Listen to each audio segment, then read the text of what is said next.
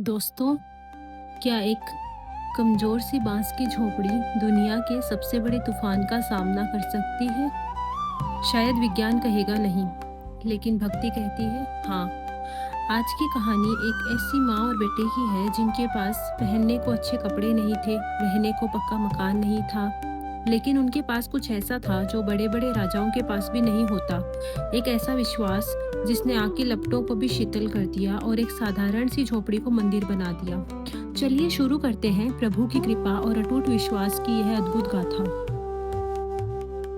बहुत समय पहले की बात है। एक छोटे से शांत गांव के अंतिम छोर पर, जहां पगडंडियां खेतों की हरियाली में खो जाती थी, वहां एक पुरानी बांस की झोपड़ी खड़ी थी। यह झोपड़ी समय की मार से झरझर हो चुकी थी। इसकी छत पर पड़ी घास काली पड़ गई थी और बांस की खपच्चियों के बीच से सूरज की किरणें और बारिश की बूंदें सीधे भीतर झांकती थी। इस झोपड़ी में रहने वाली माया के पास संपत्ति के नाम पर केवल एक पीतल का पुराना दिया और मिट्टी के कुछ बर्तन थे, लेकिन उसकी असली संपत्ति उसका पुत्र छोटू और उसके हृदय में बसने वाले नारायण थे। माया दिन भर खेतों में मजदूरी करती और जो कुछ मुट्ठी भर अनाज मिलता उसे ही प्रभु का प्रसाद समझकर ग्रहण करती। वह अक्सर कहती थी कि पेट की भूख तो 2 रोटी से शांत हो जाती है, पर आत्मा की भूख केवल गोविंद के नाम से मिटती है। नन्हा छोटू भी अपनी माँ की परछाई था। वह नंगे पैर तपती दोपहरी में घूमता, पर उसके मुख पर हमेशा एक अलौकिक मुस्कान रहती। गांव के दूसरे बच्चे खिलौनों से खेलते, पर छोटू मिट्टी की छोटी सी मूर्त बनाकर उसे सांवरिया कहता और घंटों उससे बातें करता। गांव का जमींदार विक्रम सिंह शक्ति और धन के मद में चूर था। उसके पास आलीशान कोठी और दर्जनों सेवक थे, लेकिन उसकी आंखों में सुकून नहीं था। उसे यह बात कचोटती थी कि माया, जिसके पास कल के भोजन का ठिकाना नहीं है, वह इतनी प्रसन्न कैसे रहती है। एक दिन जमींदार ने उपहास करते हुए कहा कि तेरा यह भगवान तुझे 2 वक्त की ढंग की रोटी नहीं दे पाया और तू उसका गुणगान नहीं छोड़ती।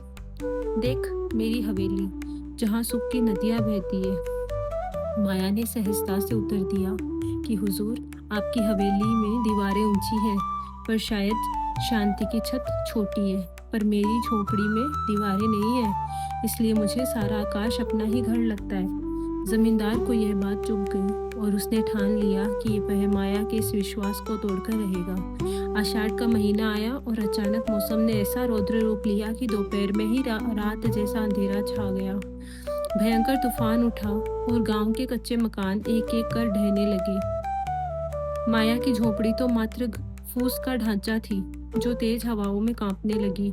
जमींदार वहां से सुरक्षित रथ में निकलते हुए चिल्लाया कि माया, अब भी समय है, मेरी गुलामी स्वीकार कर, वरना आज यह झोपड़ी तेरी कब्र बनेगी। छोटू ने निडर होकर कहा कि हुजूर, जिसे भगवान बचाना चाहे उसे दुनिया की कोई ताकत नहीं मिटा सकती।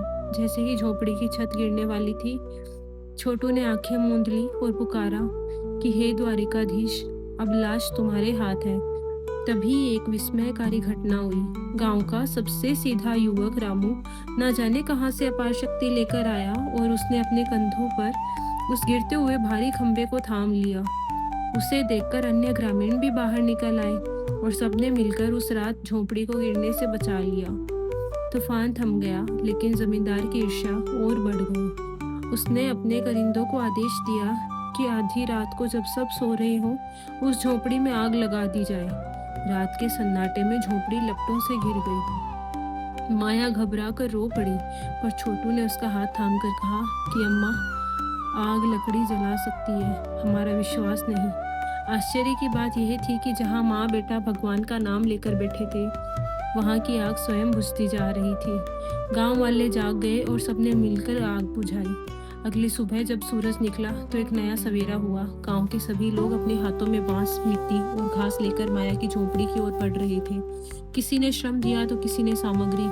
कुछ ही दिनों में वहां एक नई और मजबूत झोपड़ी बनकर तैयार हो गई।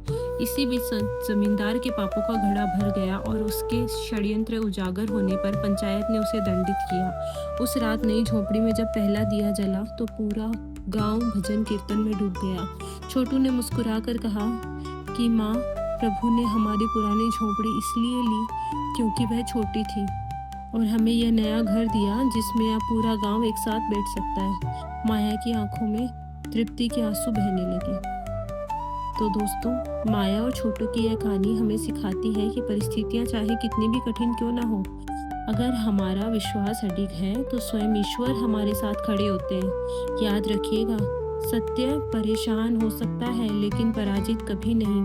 अगर आपको आज की यह भक्ति कथा प्रेरणादायक लगी हो तो वीडियो को लाइक जरूर करें और कमेंट में जय श्री कृष्णा लिखना ना भूलें। ऐसी ही और कहानियों के लिए हमारे चैनल को सब्सक्राइब करें। मिलते हैं अगली एक और भावपूर्ण कहानी के साथ। तब तक के लिए अपना ख्याल रखें। धन्यवाद।